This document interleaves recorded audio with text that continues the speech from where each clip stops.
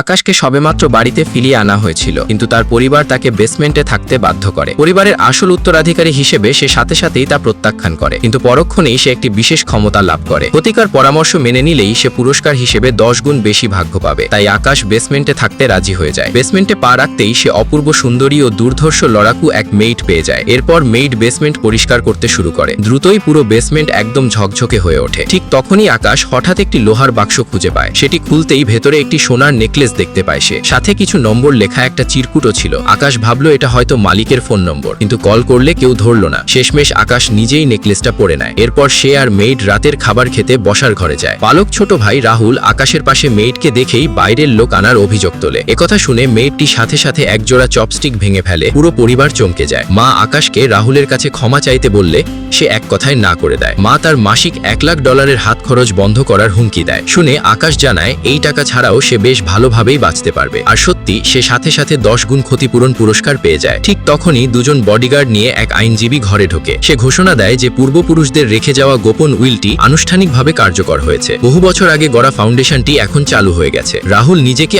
আসল উত্তরাধিকারী ভেবে দৌড়ে গিয়ে আইনজীবীকে স্বাগত জানায়, কিন্তু আইনজীবী সোজা আকাশের কাছে গিয়ে তাকেই আসল উত্তরাধিকারী ঘোষণা করে, কারণ আকাশের পরা সোনার নেকলেসটাই ছিল ফাউন্ডেশন চালুর আসল চাবি। আকাশ সাথে সাথেই প্রথম মাসের $10 লাখ পেয়ে যায়। সে যখনই চলে যাবে রাহুল হঠাৎ তাকে রাতের এক প্রাইভেট পার্টিতে দাওয়াত দেয়। আকাশ রাজি হয়ে যায়। রাতে পার্টিতে ঢুকেই সে তার বাগদত্তাকে রাহুলের সাথে ঘনিষ্ঠ অবস্থায় দেখতে পায়। রাহুল ইচ্ছে করেই তাকে জুয়ায় অংশ নিতে উস্কে দেয়। আকাশ জানতো এটা রাহুলের পাতা ফাঁদ, কিন্তু পরক্ষণেই সে 1 ঘন্টার জন্য সব জুয়ায় জেতার ক্ষমতা পেয়ে যায়। রাহুল তাকে পরীক্ষা হিসেবে প্রথমে ছোট সংখ্যায় বাজি ধরতে বলে, কিন্তু আকাশ সরাসরি বড় সংখ্যায় $10,000 বাজি ধরে। আর সত্যি ছক্কা বড় সংখ্যাতেই গিয়ে থামে। আকাশ সহজেই প্রথম রাউন্ড জিতে যায়। এরপর আকাশ টানা আরো কয়েকটা রাউন্ড জিততে থাকে। দ্রুতই 1 ঘন্টার সময়সীমা শেষ হয়ে আসছিল। আকাশের টানা জয় দেখে রাহুল সাথে সাথে $50 লাখ ধার করে। তারপর সে আকাশের সাথে বড় সংখ্যাতেই বাজি ধরে। ছক্কার চাল প্রকাশের ঠিক আগেই আকাশের 1 ঘন্টার জেতার ক্ষমতা হঠাৎ গায়েব হয়ে যায়, আর ফলাফল আসে ছোট সংখ্যা। এভাবেই রাহুল নিজের প্রথম রাউন্ডেই $50 লাখ